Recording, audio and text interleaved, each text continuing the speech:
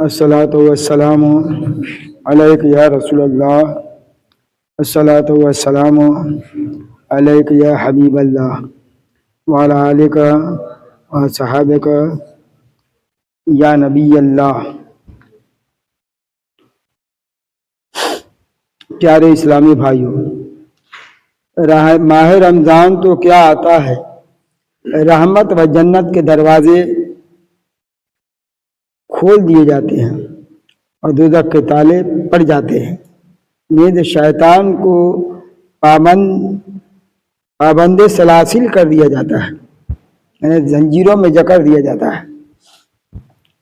چنانچہ حضرت سیدنا ابراہیم برہ رضی اللہ تعالیٰ عنہ فرماتے ہیں کہ رسول محتشم رحمت عالم نور مجسم صلی اللہ علیہ وسلم اپنے صحابہ کرام رضوان اللہ تعالی علیہم اجمعین کو خوشخبری سناتے ہوئے ارشاد فرمایا کرتے تھے کہ رمضان کا مہینہ آ گیا ہے جو کہ بہت ہی بابرکت ہے۔ اللہ عز و جل نے اس کے روزے تم پر فرض کیے ہیں، اس میں جنت کے دروازے کھول دیے جاتے ہیں اور جہنم کے دروازے بند کر دیے جاتے ہیں۔ سرکش شیطانوں کو قید کر دیا جاتا ہے جو بہکاتا ہے۔ اس میں ایک رات شب قدر ہے جو 1000 مہینوں سے بڑھ کر ہے۔ پیارے اسلامی بھائیوں، مندرجہ بالا حدیث پاک میں فرمایا گیا ہے کہ ماہ مبارک میں جنت کے دروازے کھول دیے جاتے ہیں اور جہنم کے دروازے بند کر دیے جاتے ہیں۔ یہ کتنی بڑی سعادت کی بات ہے، کتنی بڑی نیکبختی کی بات ہے۔ نیز اسی حدیث پاک میں یہ بھی فرمایا گیا ہے کہ ماہ رمضان میں سرکش شیاطین قید کر دیے جاتے ہیں۔ یہاں ایک سوال ذہن میں آتا ہے کہ جب سرکش شیاطین کو قید کر لیا جاتا ہے تو پھر آخر لوگوں سے گناہوں کا صدور کیوں کر ہوتا ہے؟ گناہ لوگ کرتے ہیں۔ پیارے اسلامی بھائیوں، اس کے کئی جوابات ہو سکتے ہیں۔ مثلا 11 مہینہ تک شیطان انسان کو بہکانے میں لگا رہتا ہے اور بدنصیب انسان بھی شیطان کے چکر میں آ کر گناہ پر گناہ کرتا رہتا ہے۔ اس طرح انسانی ذہن گناہوں کا عادی ہو جاتا ہے اور ماہ رمضان میں گناہوں سے وہ باز نہیں رہ پاتا، اس لیے کہ 11 ماہ تک تو اسی میں ملا ہوا ہے، تو اس کی وہ عادت پڑ جاتی ہے۔ گویا وہ اس شیر کا مصداق بن جاتا ہے، مانوس اتنے ہو چکے صیاد سے ہم، جو رہائی ملے گی تو مر جائیں گے۔ زیادہ تو ماہ رمضان میں انہی لوگوں کے گناہوں کا زیادہ صدور ہوتا ہے جو علاوہ رمضان کے بھی کثرت کے ساتھ گناہوں میں پڑے رہتے ہیں۔ سب لوگ تو ایسا نہیں ہے، لیکن اکثر لوگ ہیں، کیونکہ ان کا نفس گناہوں پر دلیر ہو چکا تھا، لہذا وہی نفس ماہ رمضان میں بھی ان کو گناہوں پر ابھارتا رہتا ہے۔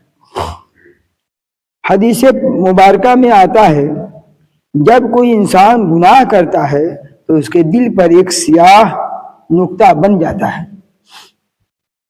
جب دوسری بار گناہ کرتا ہے تو دوسرا سیاہ نقطہ بن جاتا ہے، یہاں تک کہ اس کا دل سیاہ ہو جاتا ہے، پورا دل اب کالا ہو گیا۔ پہلے 1 نقطہ ہوا، 2 نقطہ ہوا، 3 نقطہ، ایسے کرتے کرتے پورا دل جو ہے کالا ہو گیا۔ سیاہ مانے کالا۔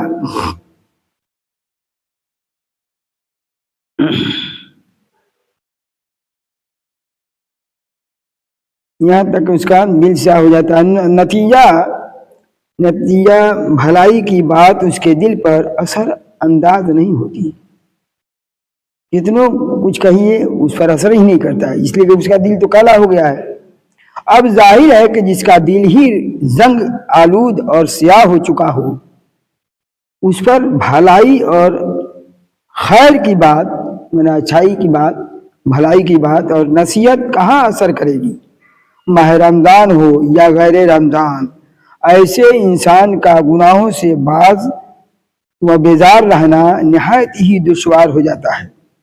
उसका दिल नेकी की तरफ मायल ही नहीं होता।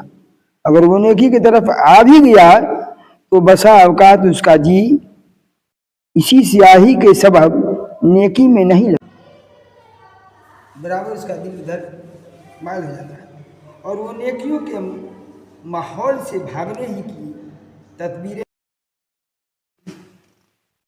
देखते हैं ना, कोई अच्छी बात सुनना चाहता है और लोग मौलवी मौलाना को बदनाम करते हैं, ये लोग नमाज के लिए नहीं बताते हैं, तो लोग तो घर घर जाकर बताना चाहिए था। अच्छी बात सुनाई जा रही है मस्जिद में, कोई तैयार नहीं है। लंबी उम्मीदें दिलाता है, गफलत उसे घेर और वो बदनसीब नेकियों और अच्छे और पाकीज़ा से दूर जा पड़ता है। माह रमज़ान की मुबारक साआतें बल्कि पूरी पूरी रातें वो शख्स लहवो लईब मने खेल कूद में, तमाशा में, फजलियात, खेल कूद, गाने बाजे, ताश और शतरंज और तरह तरह के खुराफात में बर्बाद करता है। देखिए मिलाद होती है तो लोग उग जाते हैं 1 घंटे में, और डीजे लग जाता है, देखते हैं रात भर सुबह हो जाती है। क्या मतलब, शैतान उनके दिल को एकदम जगमगाता रहता है।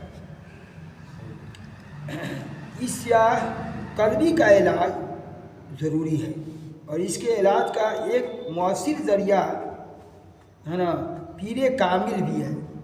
मुरीद होना, जो पीर कामिल हो, बुज़ुर्ग हो, उससे मुरीद है, तब जाकर दिल की सफाई होती है।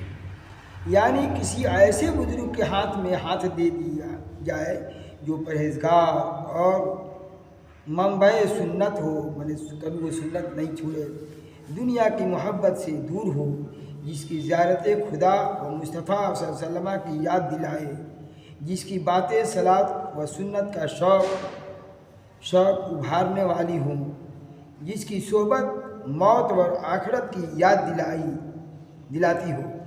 ऐसा पीर कामिल अगर खुशकिस्मती से मैसर आ जाए तो इंशाअल्लाह ताला दिल की स्याही का इलाज ज़रूर हो जाएगा। मगर ये सब कुछ अल्लाह अज़्ज़ल की मशीयत और उसकी रहमत पर मौक़ूफ़ है। अल्लाह चाहेगा तभी होगा, है ना। अल्लाह अज़्ज़ल हर मुसलमान भाई बहन के दिल की स्याही को दूर फरमाए। आमीन बिजाहि नबील अमीन। दुआ करो।